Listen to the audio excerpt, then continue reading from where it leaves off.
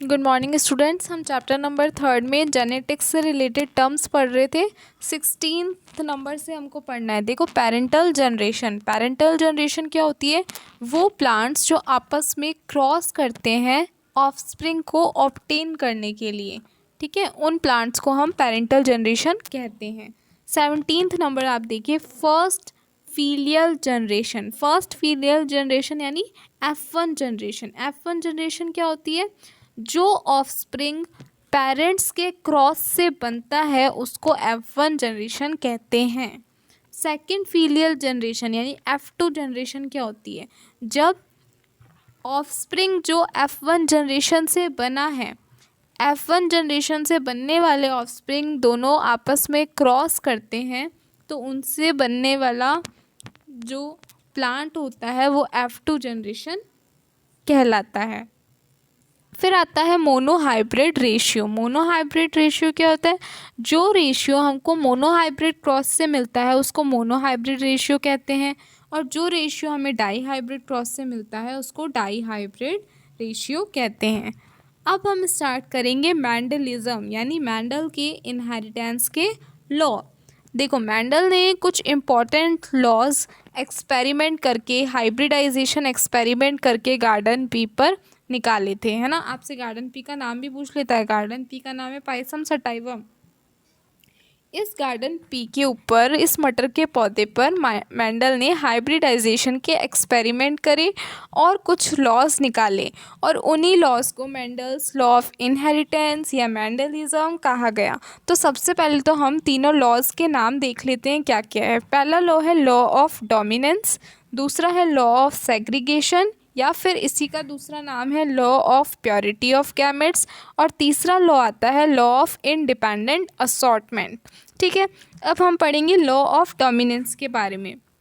ये जो लॉ है ये मोनोहाइब्रिड क्रॉस के ऊपर डिपेंड है, यानी इसमें केवल एक ही तरीके का कैरेक्टर लिया गया है जो कि है टॉलनेस और ड्वार्फनेस।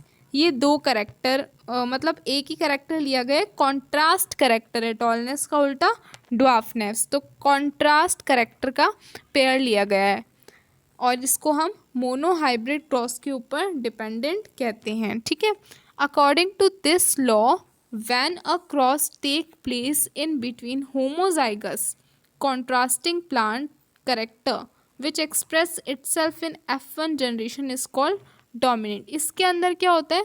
दो होमोजाइगस कॉन्ट्रास्टिंग करेक्टर एक दूसरे के साथ में क्रॉसिंग ओवर करते हैं, और F1 जनरेशन में जो करेक्टर डोमिनेंट होता है वो अपने आप को एक्सप्रेस करता है, और जो करेक्टर अपने आप को नहीं एक्सप्रेस कर पाता उसको हम रिसेसिव करेक्टर कहते हैं। जिससे हम समझते हैं इसको, टी ये टॉल प्लांट है, टी टॉल प्लांट है, और स्मॉल टी ड्वार्फ प्लांट है। ये पेरेंटल जनरेशन है जो दोनों एक दूसरे के साथ क्रॉसिंग कर रही है। अब टी का एक गैमेट लिया और इन टी का ये गैमेट आ गया। ठीक है, अब ये दोनों आपस में क्रॉसिंग कर लेंगे और ये हाइब्रिड बन जाएगा, यानी ये ऑफस्प्रिंग बन जाएगा। अब ये ऑफस्प्रिंग होगा कैसा? टॉल ही होगा, क्योंकि इसके अंदर डोमिनेंट करेक्टर कौन सा है? Capital T. तो कैपिटल टी डोमिनेंट करेक्टर है, इसकी वजह से पौधा हमारे को कैसा दिखाई दे रहा है? टॉल दिखाई दे रहा है। और जो स्मॉल टी है वो रिसेसिव करेक्टर, वो अपने आप को एक्सप्रेस नहीं कर पाया, इसलिए हमारे को पौधा कैसा दिखाई दे रहा है? बड़ा दिखाई दे रहा है, और इसी को हम लॉ ऑफ डोमिनेंस कहते हैं। और इसको हमने हाइब्रिड क्यों कहा? क्योंकि इसमें एक कैपिटल टी है और एक स्मॉल टी है। अगर हम मोनोहाइब्रिड क्रॉस की टेबल बनाएं, ठीक है, जैसे ये टी है और ये टी है, इसकी एक टेबल बन जाएगी इस तरीके से।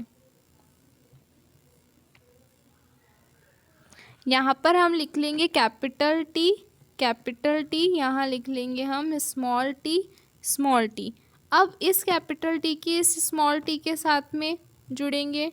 ठीक है, अब ये कैपिटल टी इसके साथ जुड़ेगा, अब ये वाला कैपिटल टी इसके साथ जुड़ेगा, और ये वाला कैपिटल टी इसके साथ जुड़ेगा। तो आप देखो, F1 जनरेशन के अंदर जितने भी प्लांट बनेंगे वो सारे के सारे ही हाइब्रिड टॉल है, यानी प्योर टॉल नहीं है, इम्प्योर टॉल है, उसके अंदर रिसेसिव करेक्टर है लेकिन रिसेसिव करेक्टर अपने आप को एक्सप्रेस नहीं कर पाया, इसलिए हमारे को प्लांट टॉल दिखाई दे रहा है। ठीक है, फिर इसके अंदर सेकंड लॉ आता है हमारे पास, लॉ ऑफ सेग्रीगेशन और law of purity of gametes. ये जो लॉ है ये हम कल डिस्कस करेंगे। यहाँ तक आप दोबारा चैप्टर को अच्छे से रीड करना। Thank you.